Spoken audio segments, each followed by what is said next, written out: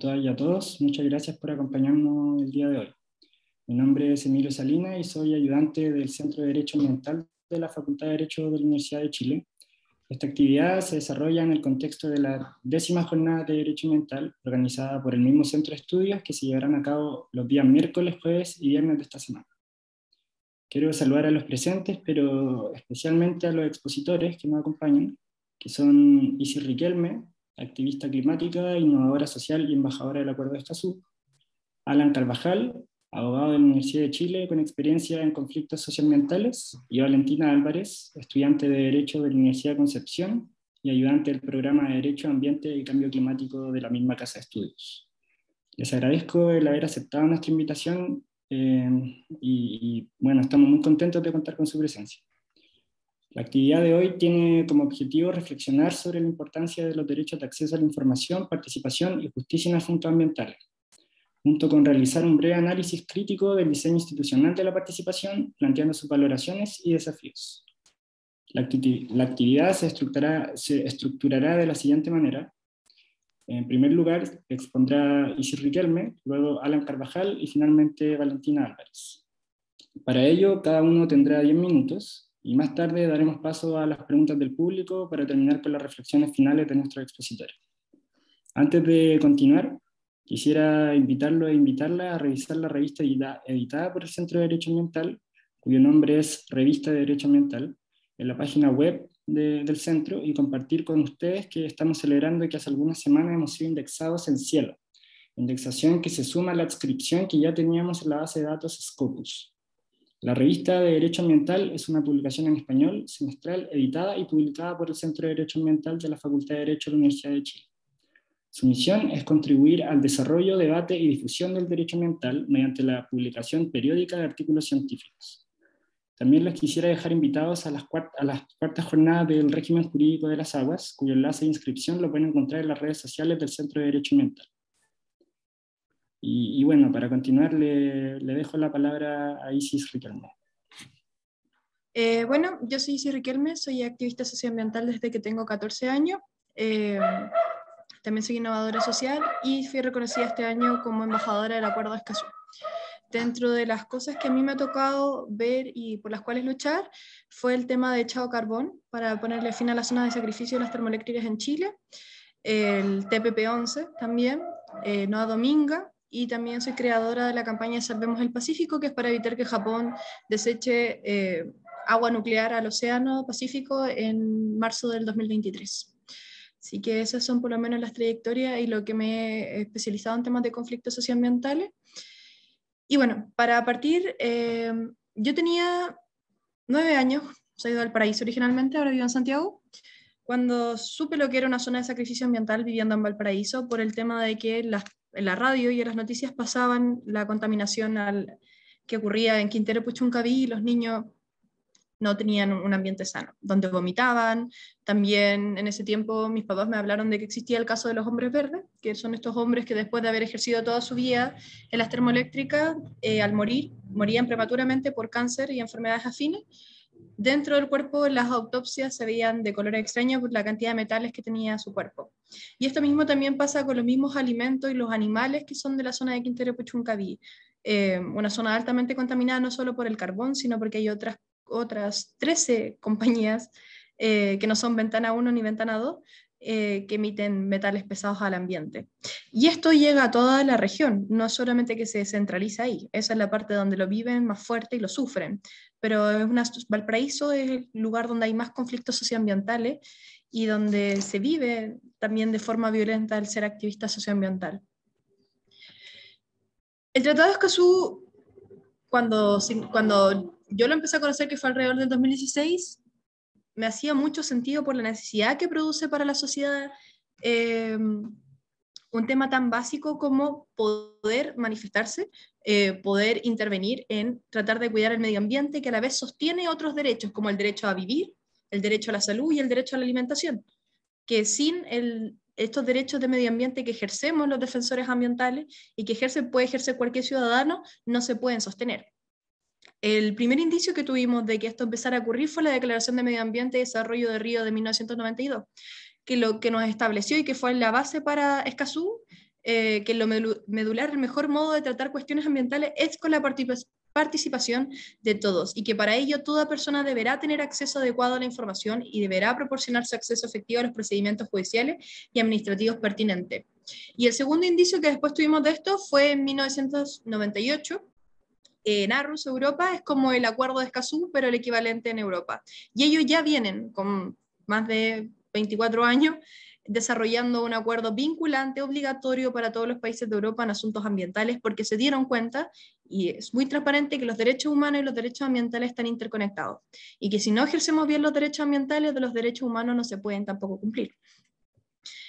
Y los casos que podemos acercar más a la gente, acá está el tema de la salmonera, en cuanto a acceso a la información. Hasta este año, la información de las salmoneras en Chile era renegada, incluso por los tribunales constitucionales. No era posible pasarla, siendo que produce un gran daño no solo ecosistémico, sino que también han muerto muchos trabajadores. Mueren buzos, mueren trabajadores de la pesca, mueren otras especies marinas no relacionadas a la salmonicultura, cuando hay contaminación por los químicos, o porque estos se escapan finalmente al resto del río, del lago donde se están ubicando, cómo vacían y destruyen los fondos marinos, que esto tiene repercusión también en la cantidad de absorción de gases de efecto invernadero y producción de oxígeno que hace el océano y las aguas continentales, y esas consecuencias las vivimos todos y todos los chilenos. Y aún así nosotros no podíamos acceder a esa información tan elemental para saber qué hacer, para mejorarlo. Ni siquiera era decir, cerremos la salmonera hoy día para mañana, sino que lo que la gente quería en el territorio, porque viven de ellos, saben que no les van, en estos momentos no hay algo que les pague mejor, pero hagámoslo de la mejor forma posible para que el daño ambiental y por tanto el daño a los derechos humanos sea lo menor. Y acá muchas veces, durante los últimos 20 años, las salmoneras recurrieron a la justicia para evitar la información de entrega estratégica, por lo cual desde este año y ayer que fue publicado en el diario oficial el Tratado de Escazú, esto ya no puede ser posible. El segundo punto es la participación, y es elemental, porque hay casos como el caso Dominga, donde la participación ha sido un fraude, y no solamente por este plebiscito que se hizo, sino porque desde que empezó en 2011 ya habían conflictos de intereses de nuestro propio, en ese momento, presidente de la República, con empresarios nacionales, de multinacionales, pero también cómo llegamos a este nivel de vulnerabilidad donde a la gente se la pueden comprar. Y a mí me tocó viajar a la comuna de La Higuera para saber las dos perspectivas, por qué lo aceptan. Finalmente, ese es mi hijo, perdón, de las dos personas que aceptan, o sea, las personas que aceptan y no aceptan esto es por el nivel de vulnerabilidad. La comuna de La Higuera es de las 10 más pobres del país. No tiene agua, y se alimentan a través de camiones aljibe y por tanto ni siquiera pueden cultivar. Los alimentos a los que acceden, si no son por supermercados, son muy caros, son de mala calidad, por el alto nivel de salinización que tiene la propia tierra. Por tanto, ¿qué le ofrecía a Dominga? 25 años de perpetuidad de aguas que ellos podían entregarle a través de la desalinización del océano. Y para ellos eso fue suficiente, porque el Estado nunca se los ha garantizado. Entonces son en estas comunidades marginadas, pobres sobre todo, donde es fácil tratar de corromper y destruir a la sociedad, básicamente, en su conjunto, a la comunidad, quebrarla, decirle, te ofrezco esto porque finalmente en este momento tú no tienes ni agua ni comida, que es lo básico para el sustento de la vida del ser humano. Y en el caso de la consulta ciudadana que se hizo, en la comuna de La Higuera están registrados para votar más de casi 4.000 personas, 3.800. Y en este plebiscito que se hizo, solo votaron 800 personas, porque el resto se abstuvo, porque sabían que podía ser un fraude, especialmente porque el alcalde tenía conflictos de intereses. Y ese es el punto elemental, que si vamos a asegurar la participación, tenemos que también asegurar transparencia en todo el proceso, que no haya un conflicto de intereses ni del Estado, ni de las personas a cargo de este mismo proceso, y al mismo tiempo que todos deben estar igual de informados sobre las consecuencias, y tanto el punto de acceso a la información como participación se conectan, porque las personas no pueden votar informados o no pueden decir si estamos a favor o no, si no tienen toda la información del impacto de beneficio y daños que puede producir esto al territorio. Y después de hacer esa balanza, decir, bueno, tal vez sí. Bueno, acá más que nada andaban los términos de participación pública, los voy a omitir en estos momentos, sobre todo en el tema de justicia en asuntos ambientales. Yo soy defensora ambiental, pero no, en estos momentos no territorial. Y en este sentido no pertenezco, o sea, pertenezco a uno de los grupos más marginados y más afectados de los defensores ambientales en el mundo, siendo Latinoamérica el peor lugar donde mueren más de 200 personas al año. 4 defensores ambientales mueren en el mundo todas las semanas, y Latinoamérica es lo que lo concentra. Y en Chile no somos la excepción. ¿Y quiénes son los 3 grupos más vulnerables? Son las mujeres, son los indígenas y son los afrodescendientes. Los indígenas representan el 9% de la población de América Latina y los afrodescendientes el 20%, pero las mujeres, en todo su conjunto, somos más del 50%. Y en su mayoría somos las mujeres quienes salimos a defender la naturaleza. ¿Por qué? Porque entendemos la interrelación de que si la naturaleza no está bien, no hay agua y no hay comida para nuestra familia. Y somos nosotras, perdón, que está mi hijo, las primeras en ir a buscar alimento, en ir a buscar agua para tratar de llevarlo a nuestras comunidades. Y esto sobre todo pasa en los países más pobres de América Latina, en el Caribe, y en América Latina, en países como Bolivia, Brasil, Colombia, América del Sur, perdón. Y somos nosotras que nos hacemos cargo, pero también entendemos otra interrelación con la naturaleza. Las mujeres y la naturaleza hemos sido violentadas, olvidadas, invisibilizadas a través de la historia, y es normal que tengamos más empatía o podamos sentirnos tan representadas con ella, porque no solamente por la capacidad de dar vida, sino porque ambas estamos cuidando a nuestra familia. La naturaleza para nosotros nos provee de alimento, agua y aire, y nosotros proveemos lo mismo a nuestra familia en todo el planeta, y somos nosotras quienes sufren más cuando hay conflictos socioambientales. Somos las primeras en morir por la falta de agua, somos las primeras en migrar, representamos el 80% de los migrantes climáticos, y aún así no estamos dentro de la toma de decisiones. Tenemos casos claves sobre la justicia en asuntos ambientales.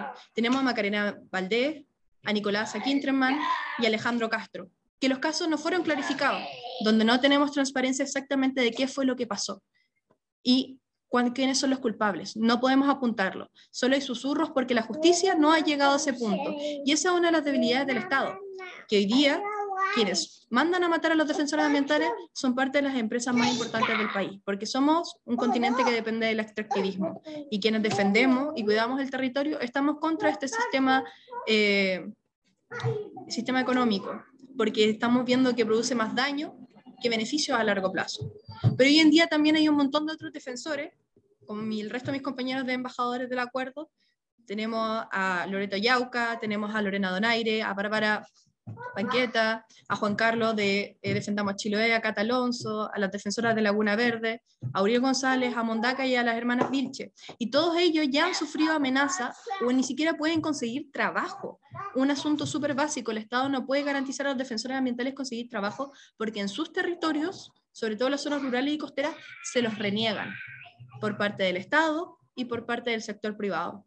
Es muy difícil, especialmente si somos mujeres, poder acceder y darle una calidad de vida, pero al mismo tiempo nosotros estamos haciendo un servicio que es para todo el resto de todos y todas los chilenos. Si nosotros no estamos en la primera línea de la defensa contra la naturaleza, el resto de los chilenos no tendría, en muchos casos, el derecho a la salud, el derecho a la alimentación y el derecho a la vida.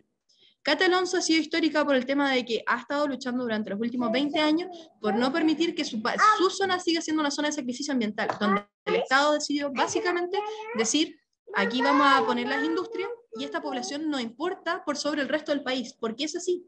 500.000 personas viven en zonas de sacrificio en todo el país y el resto del país vive a costa de la salud de esas personas. Y no hay beneficios, y no hay una forma de poder compensarlos, porque no existen las medidas de compensación.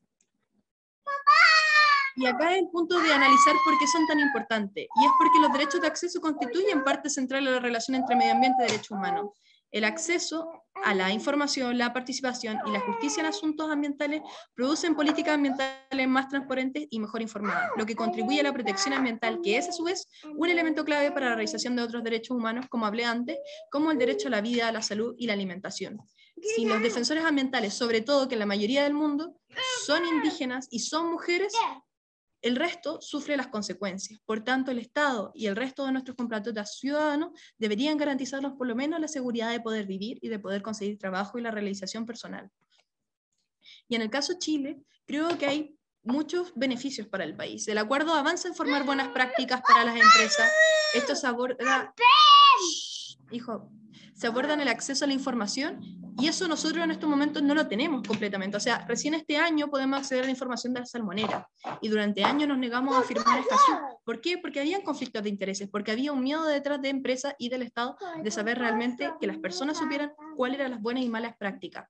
En participación el acuerdo presenta una obligación de tomar en cuenta los grupos vulnerables que están en una situación especial de conflicto, como son los pueblos indígenas. Hoy en día las declaraciones de consulta ambiental no tienen consulta indígena y recién esto se va a empezar a desarrollar. El acceso a la justicia se establece que hay que dar defensa gratuita a las personas que acceden a la justicia para los tribunales ambientales, que por lo demás la mayoría de los defensores ambientales somos súper vulnerables económicamente. Si bien está en nuestra Constitución, no ha sido implementado para los defensores ambientales. Es mucho más fácil para un ladrón o un asesino conseguir defensa que para un defensor ambiental. Escazú presenta una meta, donde cada país va a tener que ir implementando de acuerdo a sus necesidades e importancia, y esto es muy importante porque lo vamos a hacer progresivamente, no es un cambio de un día para el otro, pero es algo necesario. Establece obligaciones verticales de que cada Estado, con sus ciudadanos, que debe resolver, con sus ciudadanos, que debe resolver cada Estado en el marco de su legislación nacional, de sus políticas nacionales, de acuerdo a sus capacidades. Aparte existen obligaciones entre Estados, pero son de carácter cooperativo, o sea, si queremos, cooperamos con los otros países, que sería lo mejor para avanzar en una hoja de ruta en común, porque todos tenemos la misma realidad. Y si avanza uno, podemos empujar al resto. Que Chile haya firmado también empujó que en Colombia se haya firmado el acuerdo de Escazú. Son reacciones en cadena, porque estamos dando una señal. Y las principales problemáticas que tiene este país para aceptar, ahora ya firmado el acuerdo de Escazú, es que los contenidos de los derechos de acceso incomodan a algunos sectores del gobierno y incomodan a algunos sectores de las empresas que están dentro del país, porque no quieren mejorar sus prácticas. Y nosotros, como chilenos, y en las noticias, y lo vemos en los políticos, tratamos de llegar al estándar europeo, pero ellos vienen con estos estándares y respetando estas reglas desde 1998. Y aparte hay algo que nosotros no tenemos. Los estándares ambientales en Chile son súper bajos. Los niveles de contaminación que nosotros pedimos, en comparación a los de la Unión Europea, son un cuarto o mucho menos en realidad de lo que queremos obtener. Y si no mejoramos estos estándares ambientales, entonces, ¿cómo vamos en realidad a asegurar que no haya una zona de sacrificio ambiental cuando nuestros estándares ni siquiera en algunos casos cumplen con los de la OMS, que son los estándares mínimos a nivel global? Entonces, queremos subir, tenemos que también subir estos estándares de cuántos químicos podemos aguantar, reducir esos niveles también. La protección a los defensores ambientales. Incomodamos porque presionamos, visibilizamos y transparentamos el tema de que se está pasando a llevar el derecho de las personas, que se está incomodando a sectores también de gobierno, porque sabemos que en Chile está súper dividida la cosa, sabemos que la derecha en su mayoría tiene el poder económico de las empresas extractivistas, que eso es un hecho, el sector conservador lo ha hecho durante los últimos 100 años, y por tanto tenemos que hacernos cargo también de que ellos se sienten en la mesa, no es excluirlo, es decirle, necesitamos que mejoren, porque esto va a ayudar a la calidad de vida del resto de todos y todas las chilenos. Y avanzar en la implementación de los derechos de acceso a la información, la participación y la justicia va a ayudar finalmente a que el resto de los derechos humanos en Chile se cumplan, que hoy día tampoco están siendo. La pandemia del acuerdo Escazú, y con esto voy a cerrar, es que hay partes que son esenciales, y en este caso donde lo vivimos tan fuerte, es que cada parte garantizará en caso de amenaza inminente a la salud pública o al medio ambiente que la autoridad competente que corresponda divulgará de forma inmediata y por los medios más efectivos toda la información relevante que se encuentre en su poder y que permita al público tomar medidas para prevenir o limitar eventuales daños. Cada parte deberá desarrollar e implementar un sistema de alerta temprana utilizando los mecanismos disponibles. Esto estaba escrito en el acuerdo de Escazú ya en 2018. Pasamos la pandemia. El 2020, las cifras y las medidas no fueron clarificadas sino hasta el 2021. De haberlo ratificado el 2018, hubiéramos tenido información transparente, oportuna en la pandemia del COVID-19 apenas empezó. Pero esto no fue sino por decisiones propias del gobierno de turno, llegado hasta el 2021, e incluso cosas que nos estamos enterando del 2022 a través de los correos. Entonces, para mí, Escazú representa muchas cosas. Y creo que es la base y la punta angular de que el resto de los derechos se cumplan. Gracias. Muchas gracias, Alexis, por tu exposición. Ahora escucharemos a Alan. Por favor, Alan. Bueno, buenas tardes. Saludarles a todas, a todos. Agradecer también la invitación. Para mí, como ex estudiante de la facultad, es una invitación muy bonita poder compartir en esta oportunidad con ustedes. Bueno, también saludar a Isis, que es muy importante el trabajo que ella realiza, un reconocimiento muy relevante. Y bueno, en mi caso voy a hablar más bien de un caso muy específico que me tocó ver hace un tiempo, que bueno, está todavía en veremos. Es un caso que tiene que ver con un conflicto socioambiental en la comuna de Ovalle, desde la cual yo soy oriundo. Eh, en este caso vamos a hablar entonces un poco como de cómo la participación ciudadana puede jugar un rol que sea más bien dirimente en el tema del acceso a la justicia ambiental. Y para no extendernos más, vamos a ver en estricto rigor la presentación del caso de estudio, que yo le denomino Las Moyacas, que es el nombre de la comunidad o del emplazamiento donde el proyecto se quería instalar, un proyecto minero. Vamos a ver en términos formales qué ocurrió con una denuncia que se hace en la Superintendencia de Medio Ambiente, cuáles fueron los cargos que se formularon a la empresa. Luego ingresa el ingreso de la empresa o del proyecto, más bien, forzadamente, lo vamos a ver en detalle, al sistema de evaluación de impacto ambiental. El proyecto se aprueba y luego empieza todo el trámite, tanto administrativo como judicial, para poder revertir esta situación. Tenemos que interponer en algún momento un recurso de reposición con recurso jerárquico en subsidio en contra de la resolución de la Dirección Regional de Coquimbo, del Servicio de Evaluación Ambiental, que denegó que se realizara la participación ciudadana en este proyecto.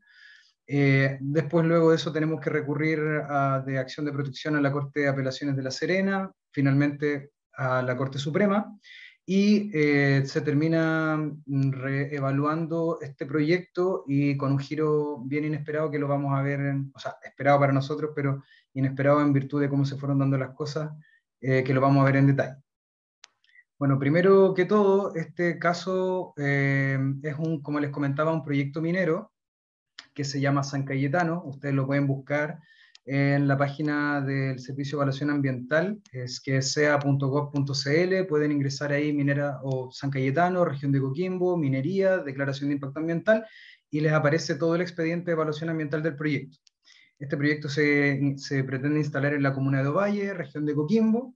Es un proyecto minero que, como ustedes ven, hay muchas comunidades, personas que viven acá, y el radio de afectación del proyecto no es solo a las personas que viven en este espacio, sino también a sectores campesinos, habitantes de todo este sector. Es un proyecto que busca instalarse con una producción de 60.000 toneladas mensuales de extracción de minerales y la instalación de un relave de desechos. Bueno, acá esta es una localidad que se llama Las Moyacas, porque esta es una quebrada que se llama Quebrada Las Moyacas, que como ustedes pueden ver acá, tiene como se ve en el mapa el escurrimiento de las aguas. Quieren instalar aquí el relave, justo entre medio de la quebrada. Eso es el diseño del proyecto. Lo cual obviamente despertó la alarma de las vecinas y los vecinos. Tiene un solo camino de acceso, acá. ¿Y por qué es importante esto que les menciono? Porque, bueno, este es un proyecto que en principio, bueno, ya les mencioné que hay sectores residenciales, agricultura, ¿cierto? Y es un proyecto minero. Y este proyecto, en un principio, el año 2017 aproximadamente, la gente que vive en la comunidad de Las Moyacas se percata que efectivamente aquí están funcionando estos proyectos, este proyecto, y que muchos camiones pasaban por los accesos al lado de la comunidad. O sea, había un tránsito acá de camiones bastante abultado, lo cual implicaba contaminación por polvo, los animales cada vez estaban más escasos, los pajaritos, también se empezó a secar, a pesar de que sí tenemos una sequía muy prominente en la región. También la pérdida de cobertura vegetal, la afectación también a las especies que se propagan naturalmente, la cadena de biodiversidad se vio afectada en este sector. Que si bien es semiárido, es un sector que habitualmente tiene bastante presencia de flora, fauna y también de especies protegidas.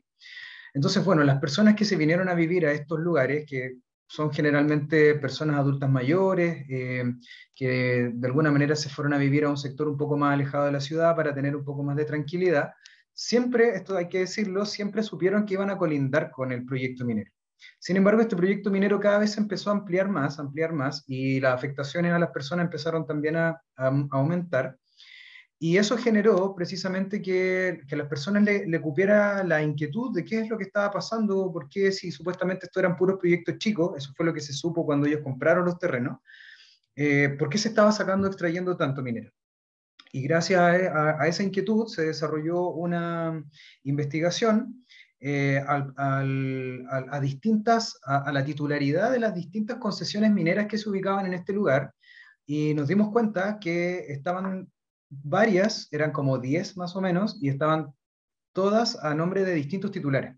Pero haciendo la investigación en los conservadores de minas, y también viendo en Cernagiomín la titularidad de las concesiones mineras, nos dimos cuenta que finalmente había solo un gran responsable detrás de todas estas personas jurídicas ficticias de alguna manera. O sea, eran personas jurídicas que efectivamente estaban constituidas, legalmente constituidas, legítimamente constituidas. Sin embargo, entre cada una de ellas, supuestamente estaban extrayendo menos de 5.000 toneladas mensuales de material, que es lo que la ley o el reglamento más bien del Servicio de Evaluación de Impacto Ambiental solicita o pide para que no ingrese al sistema de evaluación de impacto ambiental como declaración de impacto ambiental. Pero sin embargo, si sumábamos todas la cantidad de extracción de mineral de cada una de las faenas, teníamos una tasa de extracción muy por sobre las 5.000 toneladas. O sea, cada una de las 10 tenía aproximadamente 4.900, 4.500, 4.998, así como siempre rozando lo mínimo que nos pide la norma. Y yo les mencionaba que era súper importante el tema de los caminos de acceso, los caminos interiores, también muy importante los botaderos, también muy importante el sector de casino, donde estaban los baños de los trabajadores, etcétera, etcétera, porque finalmente se le proporcionaron todos esos antecedentes a la Superintendencia de Medio Ambiente, bajo la tipificación de fraccionamiento de proyecto minero y elusión al sistema de ingreso al sistema de evaluación de impacto ambiental. Esas fueron las causales que se invocaron junto a la comunidad para efectos de poner en antecedentes a la autoridad ambiental que se estaba ocurriendo acá un delito ambiental que es el fraccionamiento, y por otro lado que se estaba eludiendo el ingreso de este proyecto al sistema de evaluación de impacto ambiental. Estuvimos aproximadamente un año esperando la resolución de la superintendencia, y finalmente la superintendencia sanciona, lo encuentra culpable, y dentro de las distintas medidas que se proponen para poder poner en regla esta situación, es que se condena al titular a generar un plan de cumplimiento, entre los cuales hubo la instalación de barreras acústicas, porque hubieron tronaduras, había un ruido ambiental muy importante. Si ustedes se fijan acá, las casas están muy cerca de donde están las faenas, esto es un botadero gigante, y las casas acá están a escasos 70 metros aproximadamente. Entonces, a las personas también por intermedio de las tronaduras, se les afectaron sus inmuebles, sufrieron roturas de vidrio, roturas de las paredes, afectación en términos estructurales y además su calidad de vida.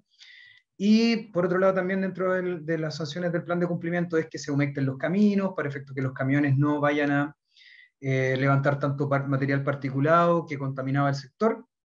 Y la guinda de la torta, y hacia donde nos dirigimos, es que lo obliga a ingresar al sistema de evaluación de impacto ambiental. Entonces, este proyecto forzosamente ingresa al sistema de evaluación de impacto ambiental. ¿Qué ocurre una vez que ingresa al sistema de evaluación de impacto ambiental? Empiezan a transcurrir todas las etapas de evaluación ambiental del proyecto, y dentro de eso, la comunidad solicita formalmente la participación ciudadana, y que cumple específicamente con los requisitos formales que establece la ley, que es que se solicite dentro del plazo por intermedio de 2 personas jurídicas o 10 personas naturales directamente afectadas por el proyecto que soliciten la participación ciudadana. Y una vez que eso se solicitó por parte de la comunidad, la Dirección Regional del Servicio de Evaluación Ambiental en Coquimbo deniega la participación ciudadana. Y bueno, ahí yo lo señalo un poco como requisitos de forma, lo que ya mencionamos, y los requisitos de fondo que establece el reglamento que tiene que ver con las cargas ambientales. y en las cargas ambientales las entendemos como externalidades negativas que generan todos los proyectos, así ya lo ha entendido la Corte Suprema, y que generen beneficios sociales. Y es aquí donde está el kit del asunto, porque la Dirección Regional del SEA estimó en principio que no existían beneficios sociales en este proyecto.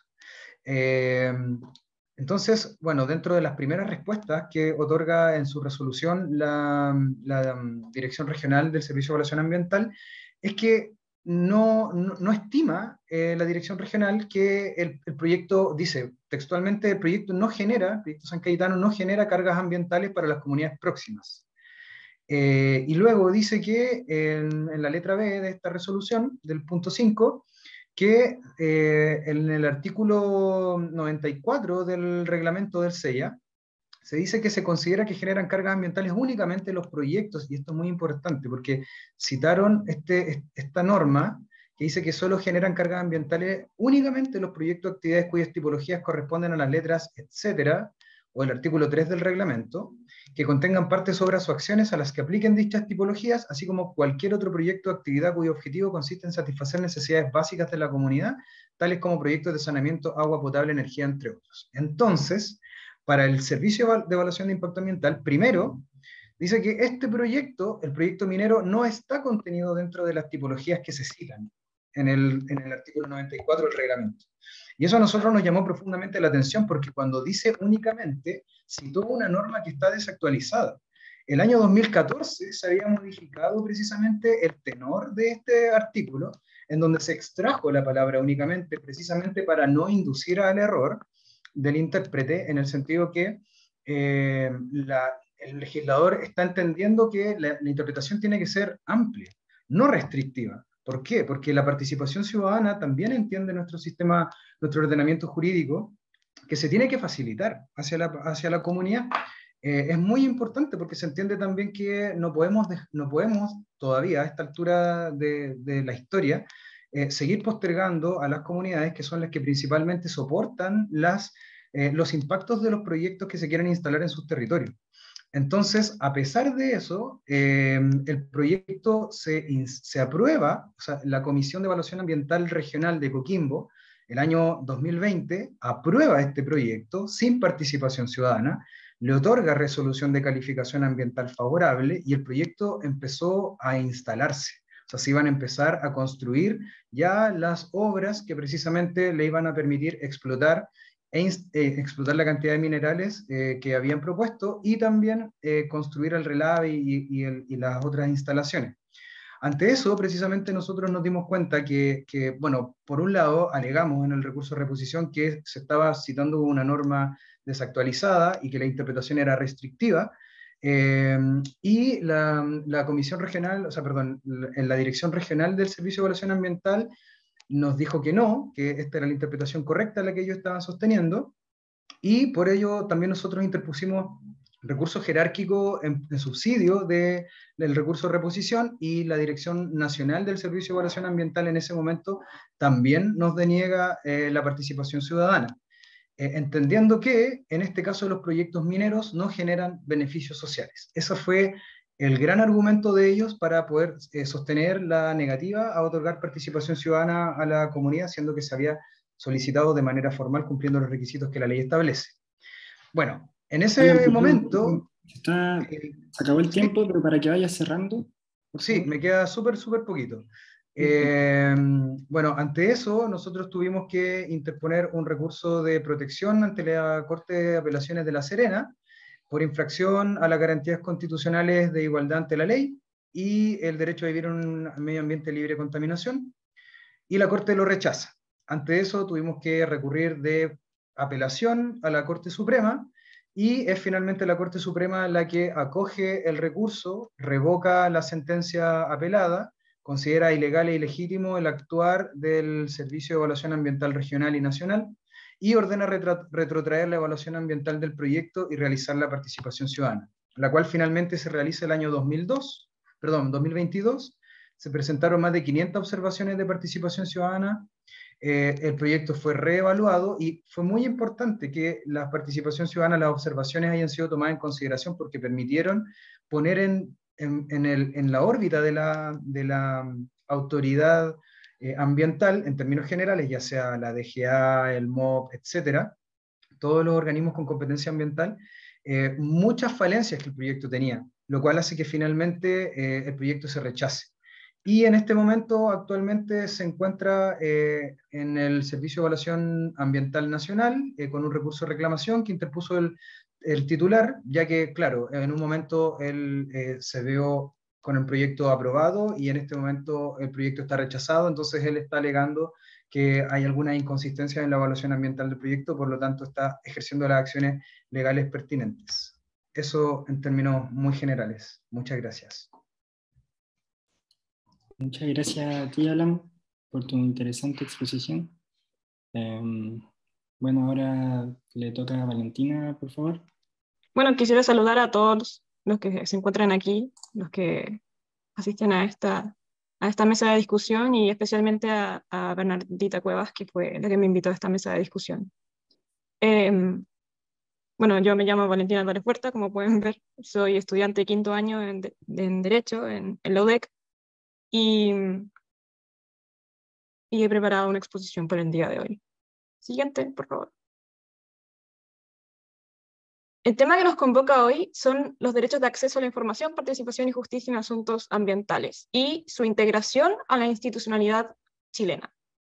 Me propongo hacer un breve análisis crítico en diseño institucional con el objeto de plantear valoraciones, desafíos y compartir una breve reflexión personal a la vista de mi experiencia. Yo, por una parte, tuve experiencias muy cercanas con organizaciones socioambientales, a partir de 2019 con la Asamblea Ambiental de Biobío y ya en 2022 con Fundación Pongo.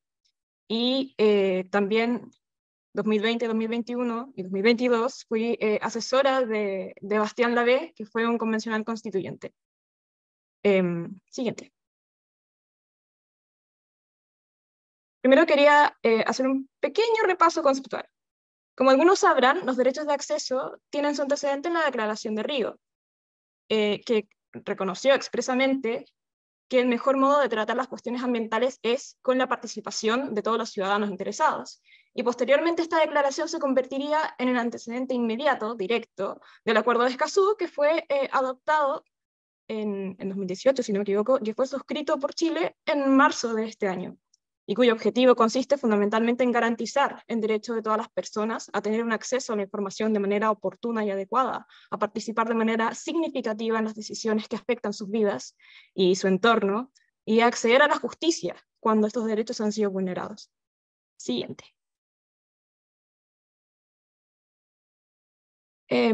Considerando estas dos fuentes legales, podemos percatarnos de que los derechos de acceso, que así se les llama, comprenden tres aspectos esenciales. Un componente informativo, que dice relación con la posibilidad de acceder a la información relevante que será considerada al momento de tomar decisiones. Un componente deliberativo, que implica que se produzca una conversación horizontal entre la administración del Estado y las personas que participan de un proceso de definiciones ambientales. Y un componente redistributivo, que tiene que ver con el acceso a la justicia ambiental, que es una cuestión que involucra múltiples aristas, pero quedémonos con que el Estado tiene el deber de procurar una efectiva distribución de cargas y beneficios que nos proveen los recursos naturales, que nos provee la naturaleza. Siguiente.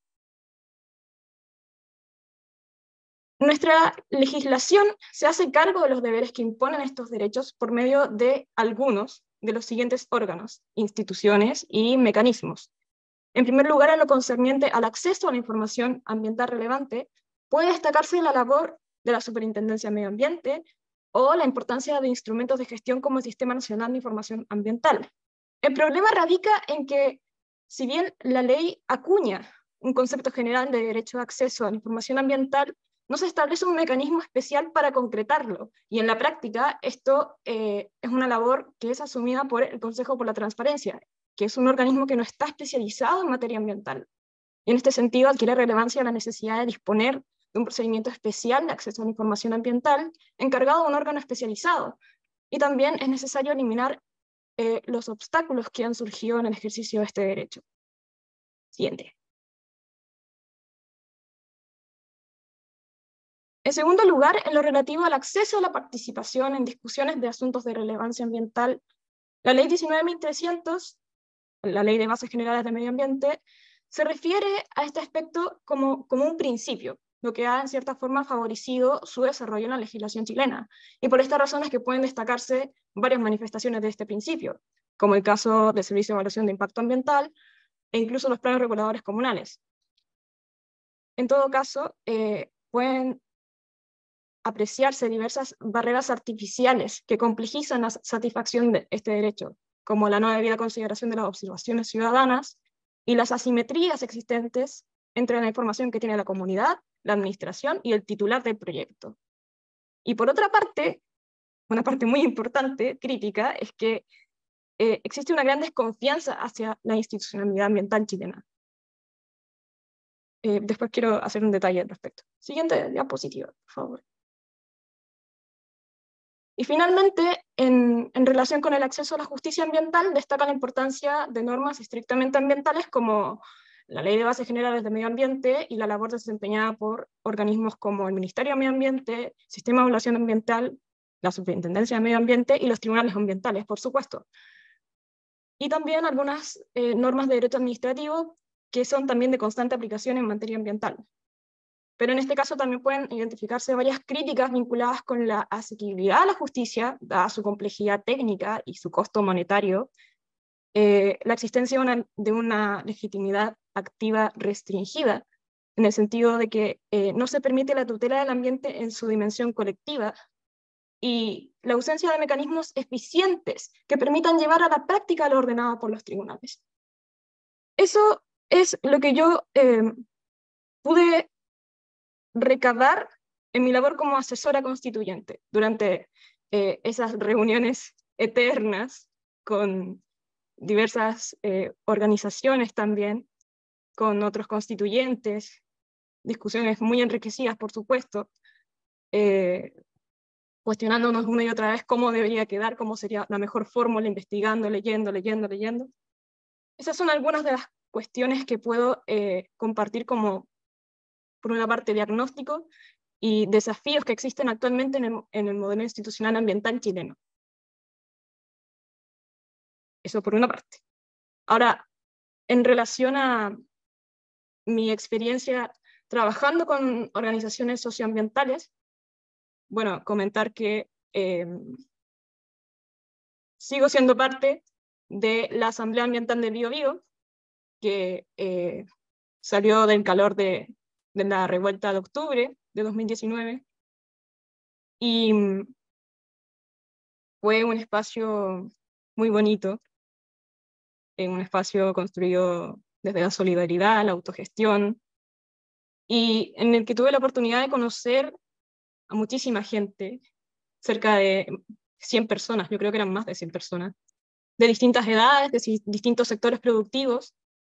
Algunos eran miembros de organizaciones socioambientales de muchos lugares, Coronel, Nahuelbuta, Arauco, Laja, Talcahuano, Penco, muchos lugares.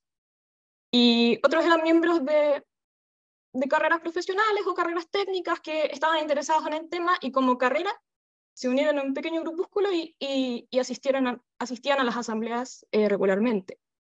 También estaba la ONG de Defensa Ambiental, que tuvo un importante rol al momento de instruir a las personas acerca de procedimientos ambientales, denunciar ante las autoridades e informar principalmente sobre las deficiencias del modelo constitucional actual.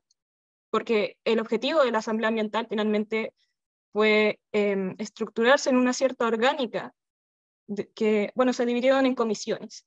Yo era parte de la comisión constituyente, y esa comisión se encargó de recopilar artículos de otras constituciones y ver qué nos gustaba más, qué no nos gustaba tanto, cuál quedaría mejor, cuál funciona mejor.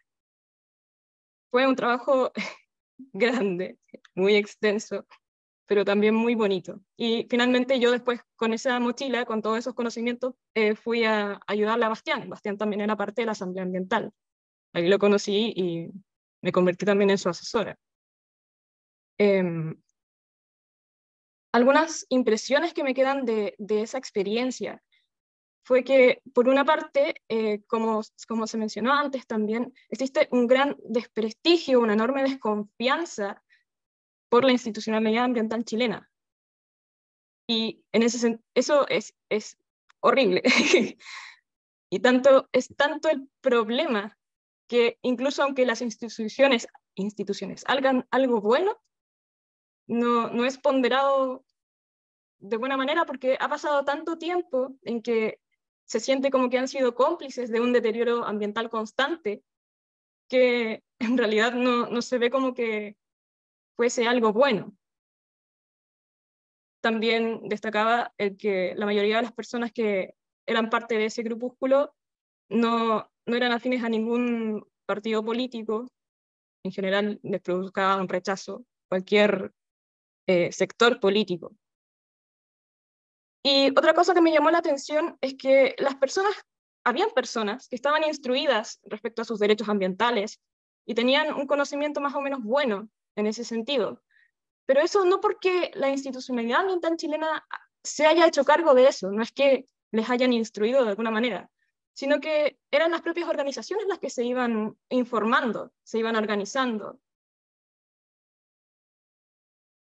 e iban resistiendo y construyendo de alguna manera conocimiento conjunto.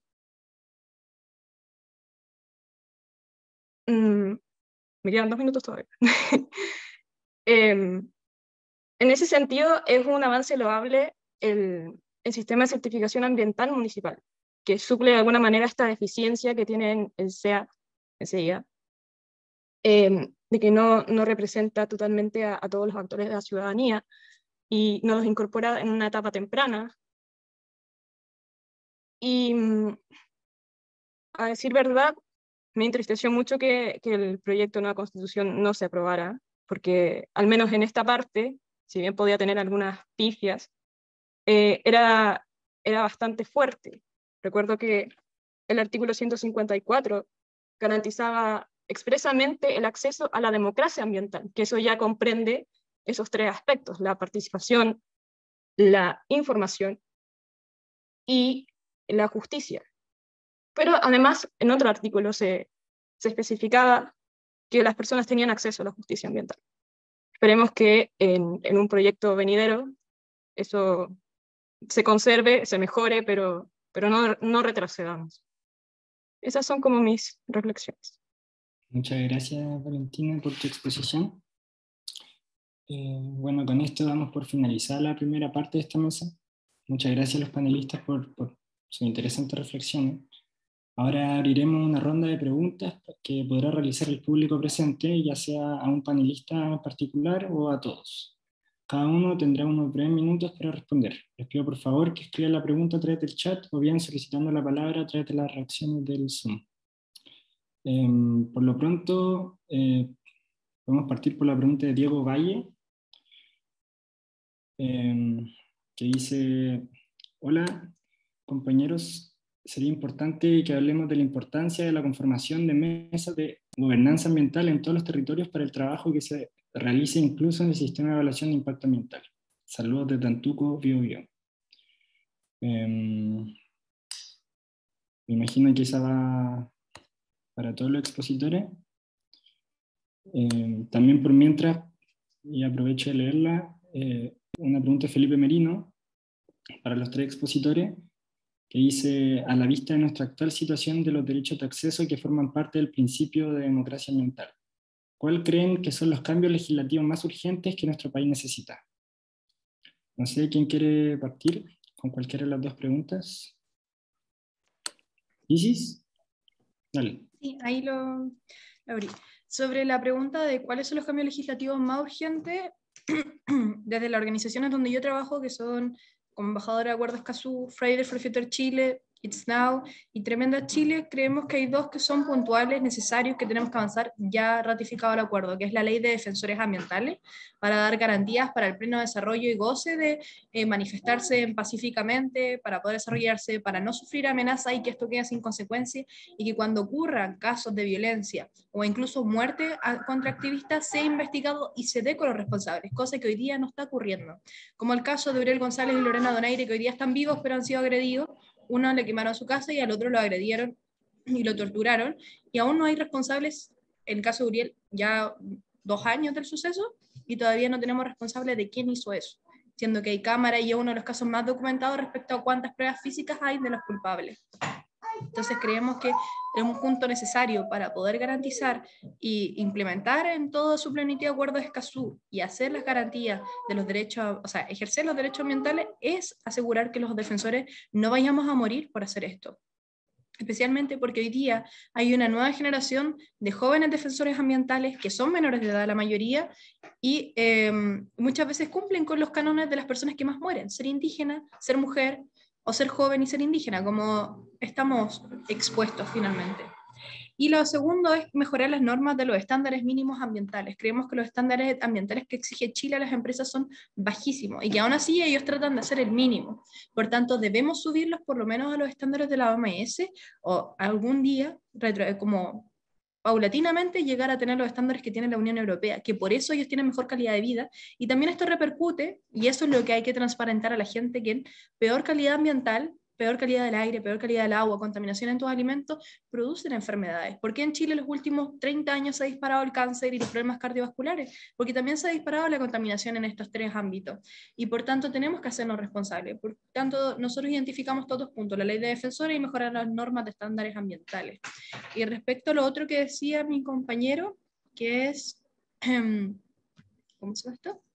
La mesas de gobernanza ambiental en todos los territorios me parece súper justo, especialmente porque muchas veces las comunidades no llegan a tener estas herramientas hasta que les sucede a ellos, hasta que a ellos les toca que se les pone la termoeléctrica encima, se les pone el relave, se les pone la desalinizadora, no toman las herramientas y muchas veces tienen que aprender de cero. Y también sobre todo porque los territorios rurales y costeros del resto de las regiones del país, saliendo de Santiago de Chile, de la región metropolitana, no están conectados incluso en ellos mismos. En el norte de Chile hoy día hay un montón de conflictos socioambientales. Hay muchos defensores ambientales, la mayoría de ellos viven hostigados, amenazados y sin trabajo, pero nosotros no tenemos idea, porque no nos llega esa información y muchas veces ellos ni siquiera tienen acceso a internet.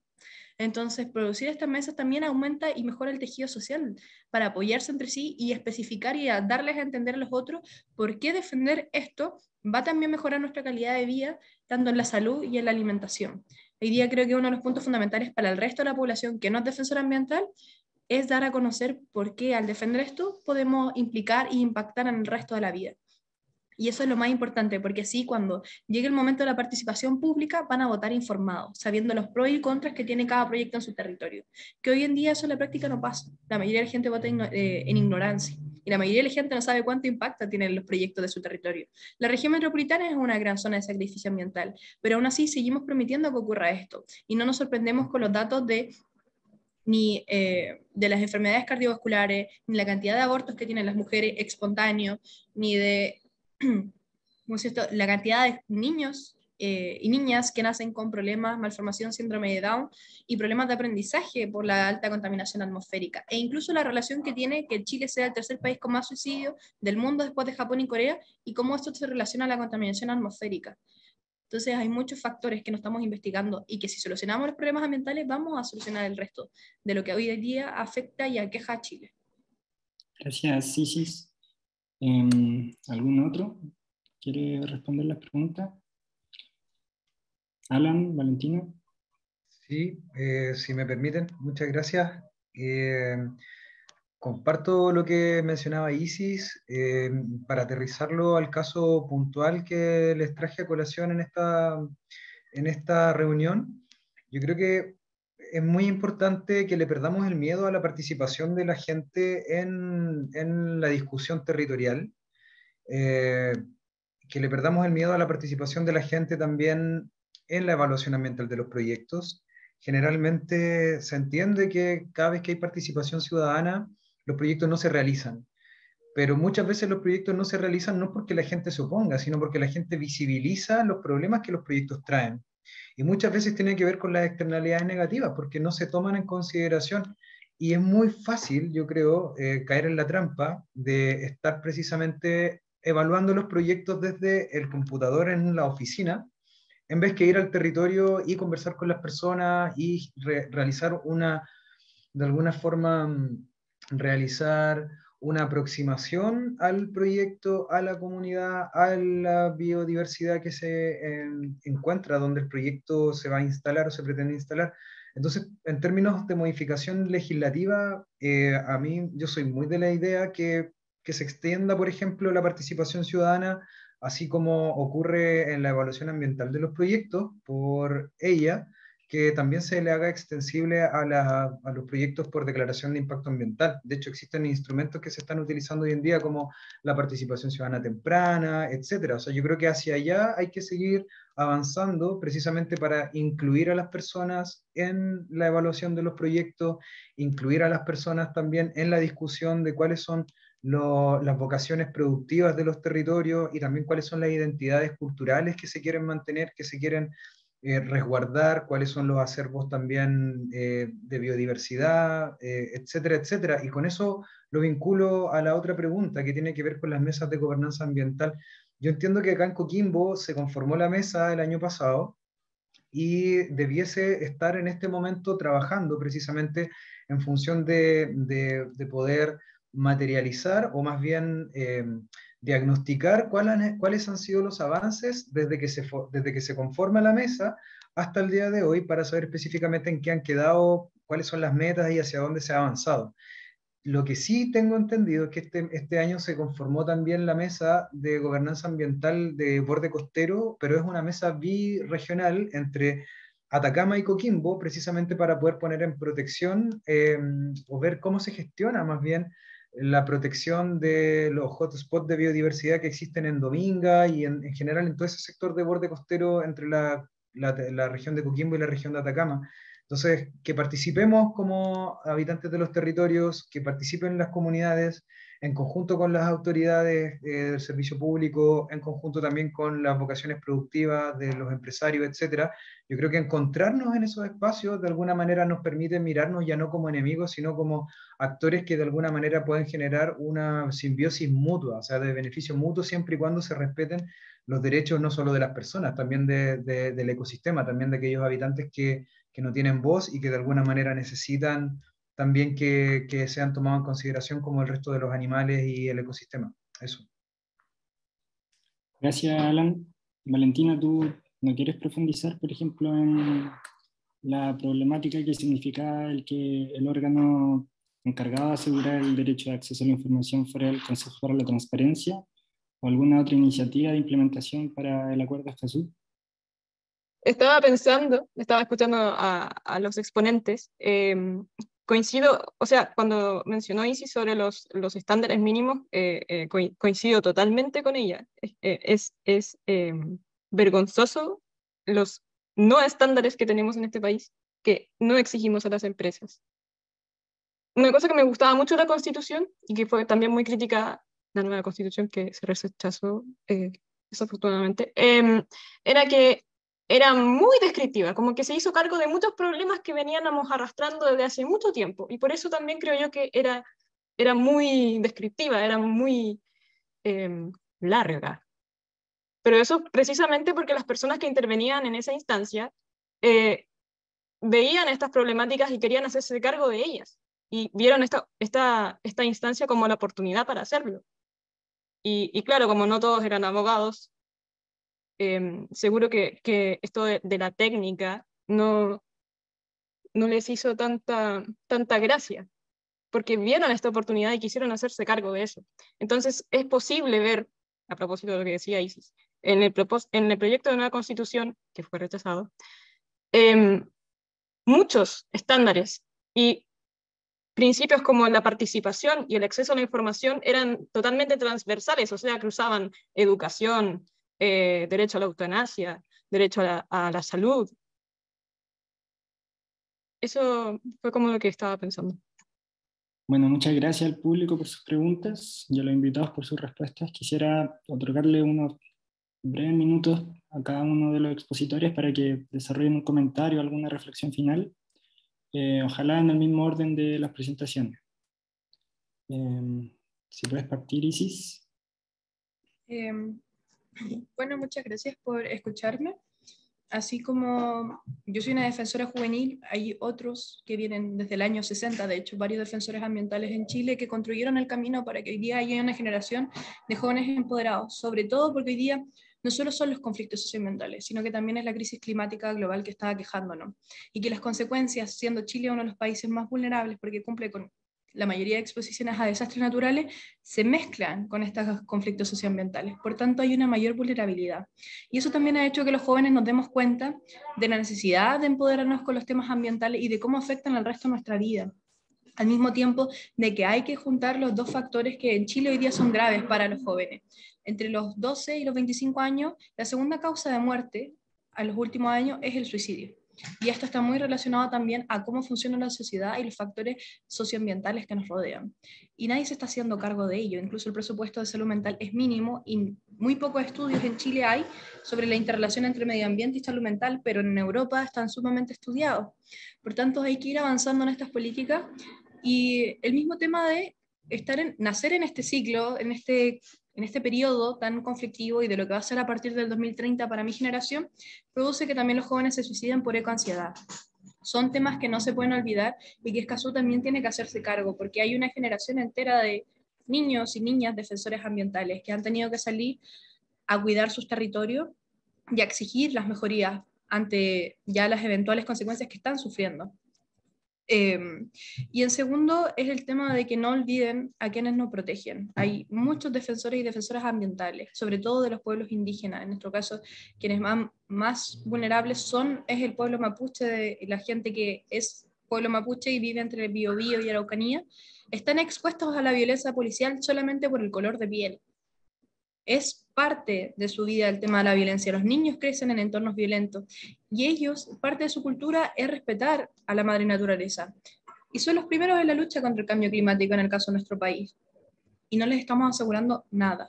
Entonces hay que empoderarse de la materia, hay que aprender y abrirse a esto, y esto es lo más importante, que esto hay que llevarlo a las juntas vecinales, hay que llevarlo a las municipalidades, que Escazú sea un tema de conversación, porque significa subir los estándares, pero también del resto de la calidad de vida, subir los estándares de la alimentación, subir los estándares de la salud, asegurar la vida digna para cada uno de los y las chilenas que nacimos en este país, y también es protección a los derechos de la niñez y las infancias.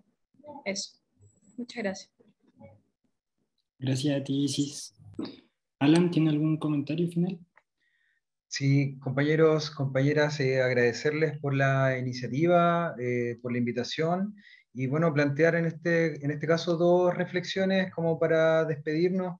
Creo que es muy importante para nosotras y nosotros como generación abrirnos a recoger los saberes ancestrales, la información o la sabiduría que existe en los territorios de las personas que habitamos precisamente, muchas veces por estar tan inmersos en espacios profesionales o académicos, nos olvidamos que hay un saber que es muy profundo, que es muy antiguo y que está muy vivo, que está precisamente en nuestros territorios, fuera de los grandes espacios de conocimiento tradicional.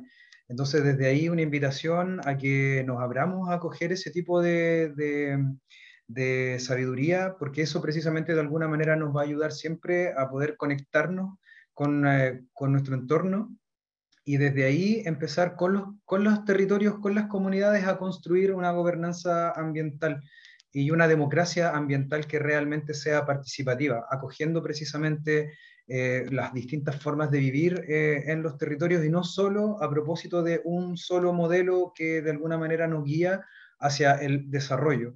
Y en ese mismo sentido también hacer una invitación y un llamado a todos los compañeros y compañeras que también tienen la inquietud y la sensibilidad por los temas ambientales, de precisamente acercarnos a estas materias, porque existe en los territorios, sobre todo, yo vivo acá en la región de Coquimbo y la verdad es que no conozco muchos abogados o especialistas que se dediquen a los derechos ambientales, y desde ese punto de vista uno puede de alguna manera entender que hay una simetría en el acceso a la justicia por parte de las comunidades.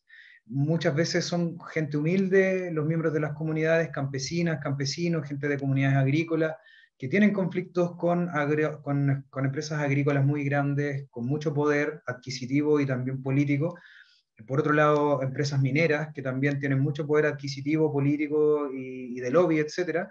Entonces, es evidente la asimetría en la que se encuentran las comunidades versus los grandes proyectos extractivos. Entonces, desde ahí yo creo que también es una importante invitación el hecho de abrirnos a la sensibilidad de trabajar con las comunidades, de también valorar el saber que ellos tienen y abrirnos hacia explorar otras formas de vivir que no sean tan centralistas. Así que un abrazo grande desde la ciudad de Coquimbo para todas y para todos y muy, muy agradecido de esta invitación. Muchas gracias, Alan. Bueno, estamos en el tiempo. Valentina, si quieres decir unas pocas palabras para cerrar. No, más que nada agradecer la invitación. No es común ver instancias en las que se pueda participar a estudiantes de pregrado. Y no, nada, que hace poco salió un informe de la ONU y señaló que no estamos ni cerca de los objetivos que se habían planteado en un principio, a propósito de ralentizar al menos los efectos del cambio climático, y que es urgente que los estados y todos tomemos conciencia y hagamos lo posible para ralentizarlo al menos. Muchas gracias, Valentina. Bueno, hemos llegado al final de este webinar. Quiero agradecerle a los y las panelistas y al público que asistió a esta actividad organizada por los ayudantes del Centro de Derecho Ambiental. Las y los dejamos invitados a participar de las 10ª jornadas de Derecho Ambiental que comienzan hoy a las 18 horas y continúan jueves y viernes con distintos paneles de ponencias, todo en formato híbrido. Finalmente, les recordamos seguirnos en nuestras redes sociales, que es @cda_uchile. Muchas gracias a todos nuevamente y hasta la próxima.